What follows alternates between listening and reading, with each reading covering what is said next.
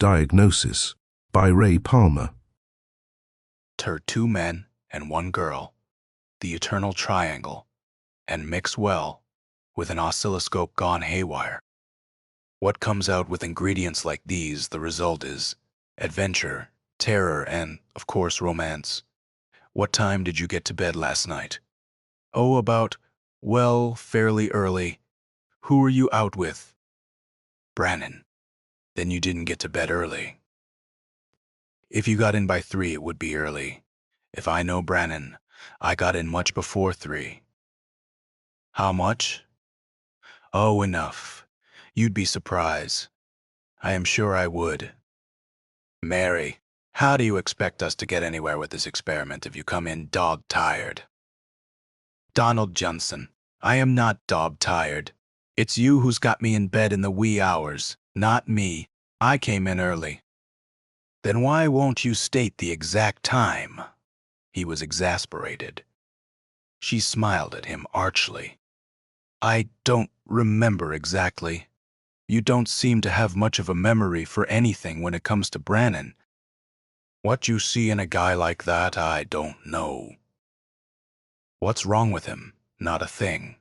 He's a nice guy, quiet, respectable, deep, and only one thing on his mind. What? He glared at her.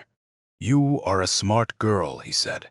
You work with me in this laboratory 8 hours a day. You are engaged in a very complex experiment with the human brain, registering its waves and emanations in relation to thought, emotions, and purely psychological relations. You got a degree in psychology, another in psychiatry, a third in biology. You have written several advanced papers on the functions of the subconscious mind and its effect on the conscious mind. You have kept this job for 3 years, exacting as it is. You are a brilliant girl, and yet you can ask a stupid question like that. She smiled at him even more brightly. What's stupid about it? He stared at her, then suddenly grinned back. Okay, you are ribbing me, but damn it, you let a guy like Brannon soft soap you and squire you all around the town and eat it up, and when I pay you a legitimate compliment, you act like a woman. I am sorry, Mr. Jensen, sir, she said. I didn't mean to forget we are working in a scientific laboratory, and that you are my boss. We are both men, working on a man's job. He groaned. Okay, you win. But will you quit rubbing in that silly statement I made when I hired you? Sure. I said it was a man's job, and I wanted it handled like a man. But you needn't grow a beard over it. Might be a good idea then. When you fire me for being dog-tired, I could get a job in a circus. Yes, and if you bungle this morning's experiment, I may be able to get a job in a nut house. She was instantly contrite. Oh, Don, I won't. But why don't you do the hard work and let me be the subject? Then, if anything goes wrong, all your work won't be lost. Nuts. You know as much about it as I do. And besides, what if I accidentally picked up your emotional seat and found out what time Brannon really brought you in last night? Maybe you'd be surprised. I'd like to have Brannon under the machine, he said. Maybe you'd be surprised. Mary Mason can take care of herself, she said. He looked at her. Yeah, I guess you can. So, how about dinner tonight? Psychology class. Tonight. Tomorrow night. Choir practice. Thursday. Brannon. Friday. Washing and ironing. Saturday and Sunday. My days off. Then do you mind if we get to work? That's what you hired me for. He bent over his machine and uttered something in a muffled voice. What did you say? She asked innocently. I wouldn't repeat it for a lady's ears, he snapped. The pineal gland, the mystery gland of the human brain. Mystics call it the third eye. Some say it is an atrophied eye in the center of the forehead. Others say it is a new sense man is developing for use in the future. "Shut up and let me put this electrode in place," said Mary. She swabbed at his forehead with a piece of cotton dipped in alcohol. Then she placed a small pad of felt dipped in water over the spot and placed the silver electrode over it, clamped it in place on his head. He grinned up at her. "Maybe when you turn on the power and amplify the waves, I'll be able to read your mind." "You'd better not. Unless you want me to quit and go home to San Francisco. What's the matter? Afraid to let anyone know what you are thinking?" "No," she said firmly. "I just think my thoughts are private, that's all." "Then what are you working on this thing with me for?" "We're measuring brain waves, charting patterns, recording reactions. All this stuff about mind reading is purely imagination. If that's what you are working toward, I am afraid you are going to be disappointed." He shrugged. "Got the oscilloscope hooked up?" "Yes, and also the television screen and the camera. It'll amplify the wave patterns and project them. And in your case, I am convinced they'll all be." "Don't say it," he said hastily. "I don't need to read your brain waves to know what you are thinking. Nor do I need this machine to know what you are usually thinking of," she finished. "Now, lie down and relax. I'm going to give you the lowest voltage first. I still don't think you are right in saying there is no real danger." He lay back and closed his eyes. Swiftly she went about, making adjustments, turning rheostats, watching indications on meters with narrowed eyes. Then, with a final check over the entire apparatus, she switched on the machine to lowest voltage. Slowly the tubes warmed up.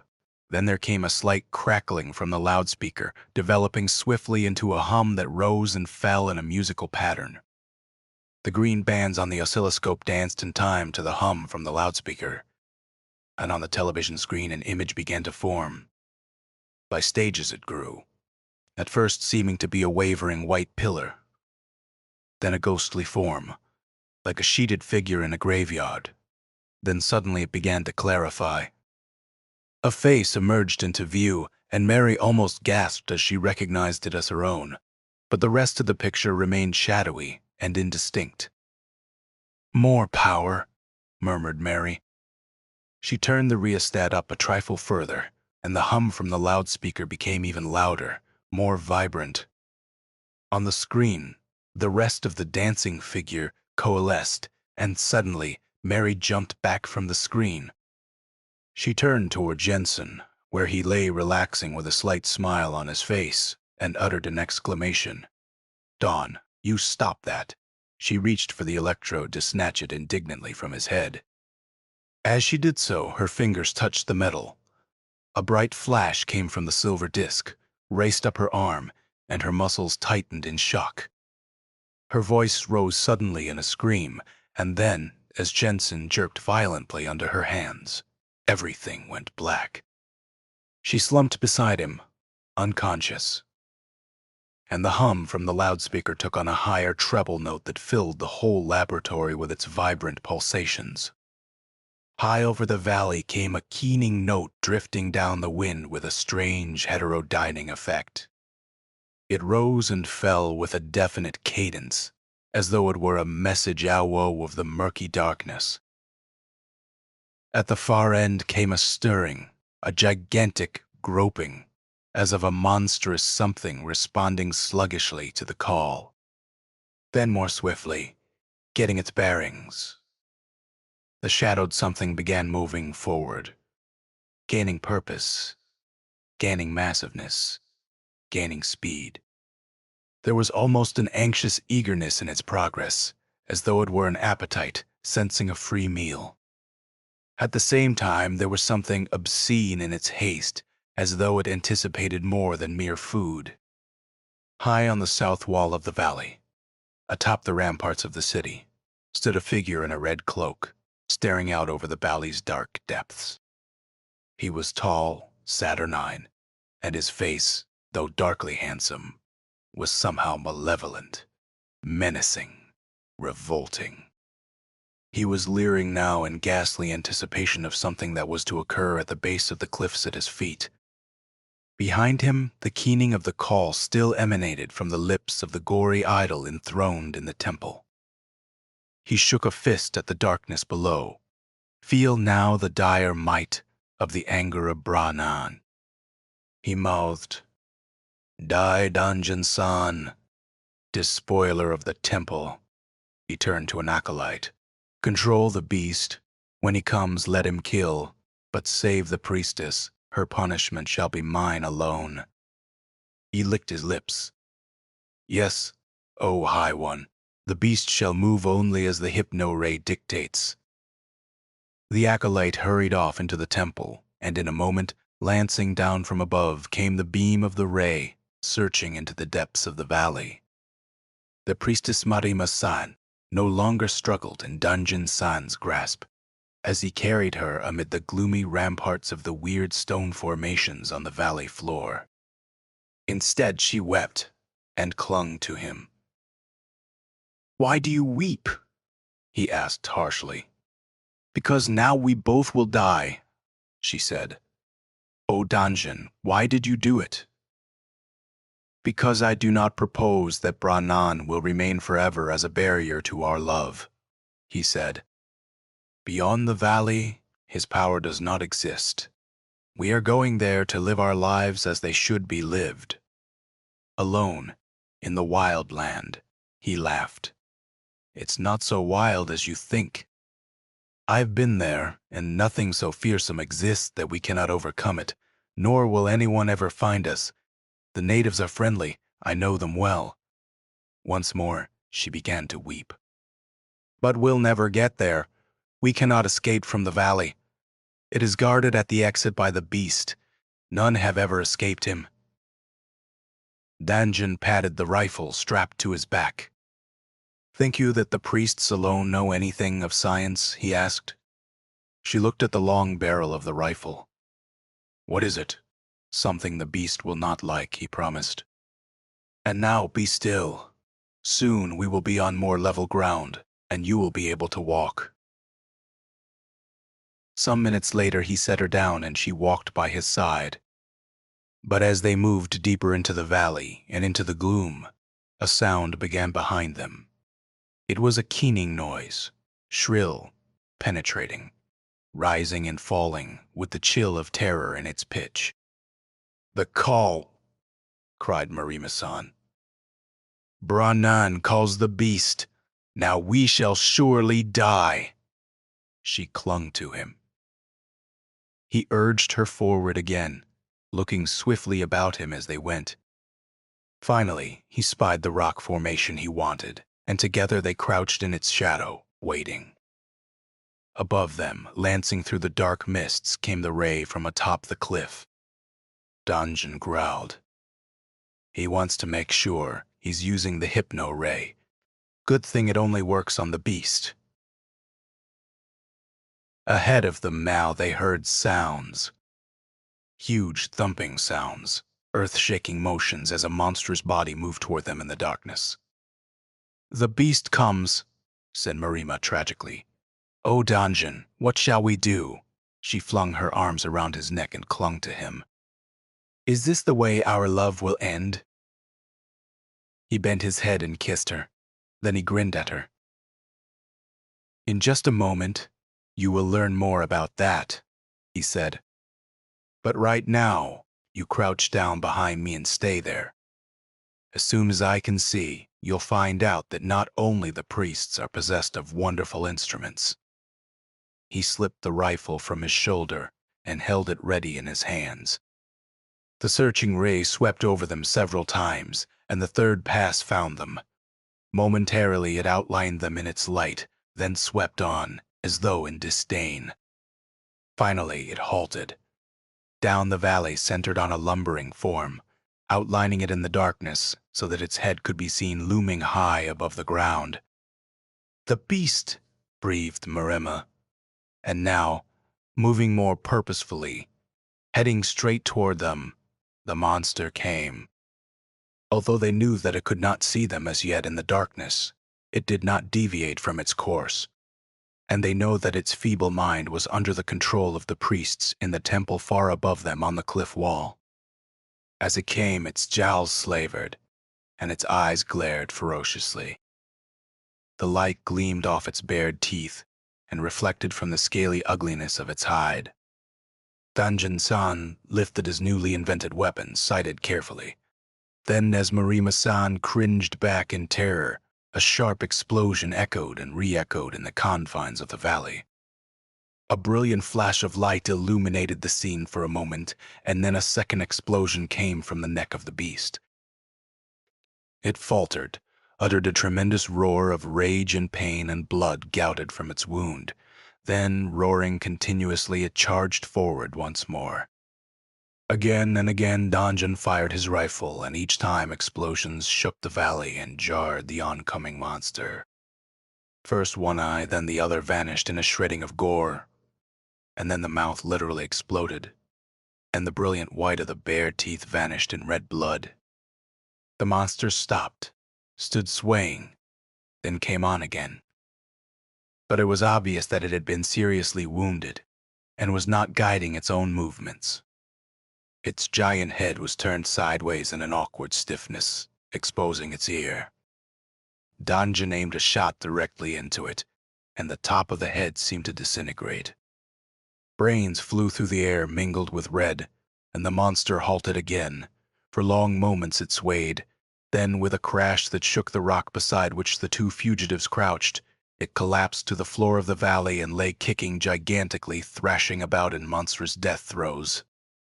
"Danjin!" screamed Marima. "You've killed the beast!" He shouldered his rifle and lifted her to her feet. Then he bent and kissed her again. "It was what I had in mind," he admitted. Before them lay the narrow entrance to the valley's lower end. Beyond the gap, they saw blue sky and the rolling green of a forest.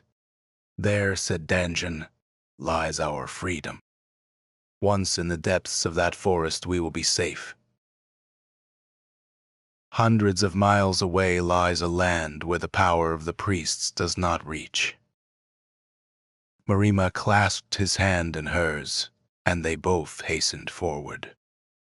But suddenly, across the narrow gap before them, rose a dozen red-robed figures. In the fore was the menacing form of Bra Nan. Leveled at them was the deadly crossbow of the priesthood. Marima uttered a cry of horror and leaped forward, placing her body between that of Bra Nan and Danjin. There was a sharp twang of a bowstring, and the arrow leaped from the priest's crossbow to bury itself in her breast. With a scream, she sank to the ground, but as she did so, Danjin recovered from his frozen surprise and whipped his rifle from his shoulder. Crouching behind her fallen body, he leveled it and pressed the trigger. Branan's head exploded on his shoulders and disintegrated. He fell to the ground, and as he did so, the remaining priests charged forward. Methodically cursing and sobbing, Danjin shot them one by one, and as the last two reached him, he clubbed the rifle and swung it savagely about his head. There came a satisfying crunch as the skull of the man in the lead cracked, and then the last man was upon him. Danjin brought the stock of the rifle up under the man's chin and almost drove it through his skull. Then, the battle over, he stood there, swaying, eyes glazing. He dropped to his knees and sagged over the body of Marima-san. Mary Mason opened her eyes in bewilderment and looked up at Don Jensen bending over her. On his forehead, the silver electrode was still strapped, but broken wires dangled from it, over one ear. "What happened?" she asked. "I don't exactly know," he said, "but I do know you suddenly dashed over and clouted me in the face. Then everything went black for what I judge was quite a period of time. I must have fallen off the couch finally and broken the wires which stopped the machine. Anyway, I came to find you lying beside me on the floor. Whatever was the idea of bashing me?" A flood of red suddenly rose to her cheeks. "Now I remember," she said. It was what you were thinking. It was on the screen. It was his turn to redden. What was on the screen? You know very well. She got to her feet, went over to the television screen, and looked into it. It was blank. He followed her over, removing the electrode from his forehead. He tossed it on the bench and looked at the clock. 20 minutes, he said. 20 minutes what? She asked. We were both out 20 minutes and all the time the machine was running, so whatever was recorded, the only evidence we'll have is the camera. Might as well run it back and see what you missed. She stiffened. Lord knows what's on it, if what you started out with is any criterion. He grinned at her. It's my thoughts, not yours, which are going to be exposed to the public, in this case, you, he said. And while I develop the film, I suggest you powder up a bit. You look a bit wan and tired before I do, she said. I want to warn you. About what? It wasn't just lines and patterns and lights on the screen. It was actual pictures, he gaped at her. Pictures. So yes, and it means at least one of the results of our experiments are going to be sensational. The pineal gland may be the answer to perfect psychiatric diagnosis because it seems that it translates the brain waves into actual pictures. The pineal gland and I in reverse, he gasped. Exactly. And now, I'll leave you, and if you don't care to show me these particular pictures, judging from what I was thinking initially, it's going to be a pleasure. He said. She swept furiously from the room. 2 hours later, he seated her before the projection screen and went back to the projector. If you are sure this isn't going to embarrass you, she began. It won't, he assured her. I haven't seen any of it yet, except a few interesting glimpses I caught in the darkroom. But if you look like some of the things I saw, just what do you mean? Wait and see. He switched on the projector and came back to sit down beside her. As the first picture appeared on the screen, only an indistinct white pillar was visible. It swirled, thickened, grew more distinct. A face appeared. It's you, he said. Yes, she said. And then I turned up the power to bring the image up stronger. The image on the screen, clarified. He drew a long breath. Nice, he breathed. And I gather that's where you stopped me. Don't you think I should have? Is that all you've ever got in your head? Wait a minute, he said in a strained voice. There's more of what's in my head, apparently. But I swear I never saw any of that before.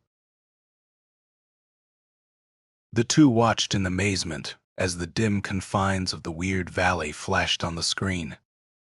They saw the shadowy bulk of the monster moving about. Then, abruptly, the scene changed, and Mary gasped. Brannon, she choked, but how evil he looks. Oh, I don't know. That's the way I picture him in a long cloak, she asked, and with a dagger. He agreed. Now Mary gasped again. It's you carrying me down a cliff. Regular Batman, ain't I? She snorted and snorted again as the film reached the point where she threw her arms around his neck and received his kiss. You don't like that? He asked. She tossed her head but didn't reply. Her eyes were intent on the screen. Suddenly, she snickered. Look at you, she exclaimed. You'd think you were preparing to protect me from the devil or something, the way you push me behind that rock and get ready with your gun.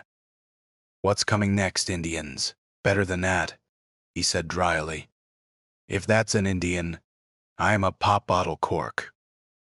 She screamed involuntarily, then caught herself. What a foul-looking beast, she said.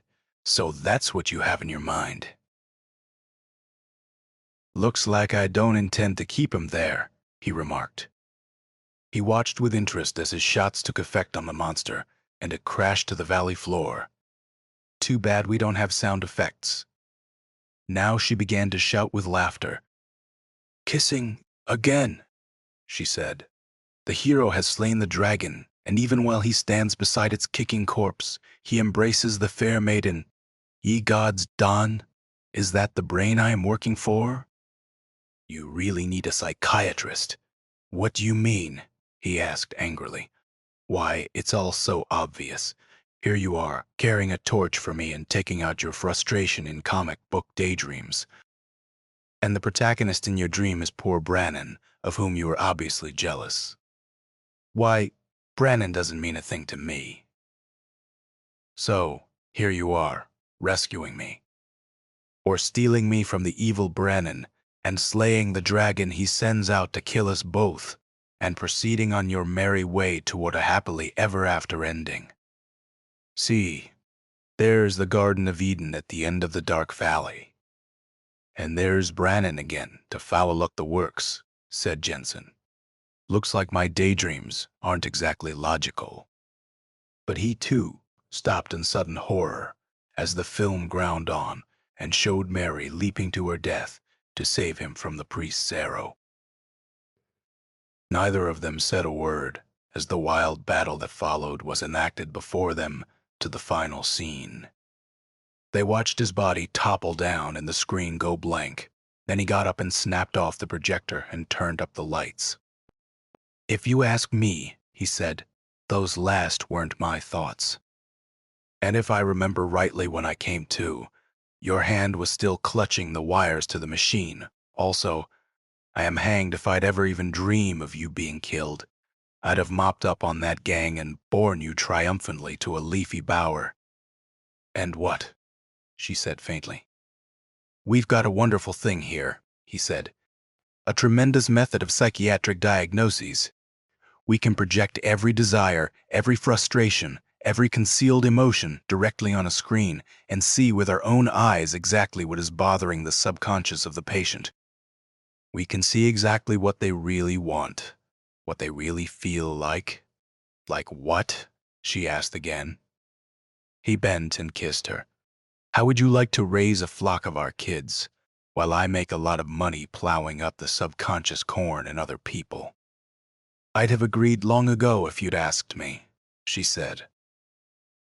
I'd have asked long ago if you hadn't kept on going out with Brannon, he retorted. What do you think I went out with him for? He stood nonplussed for a moment. Then he grinned. Maybe we better strap on the electrodes again, he said. There's a lot of corn left in both of us. End of Diagnosis by Ray Palmer.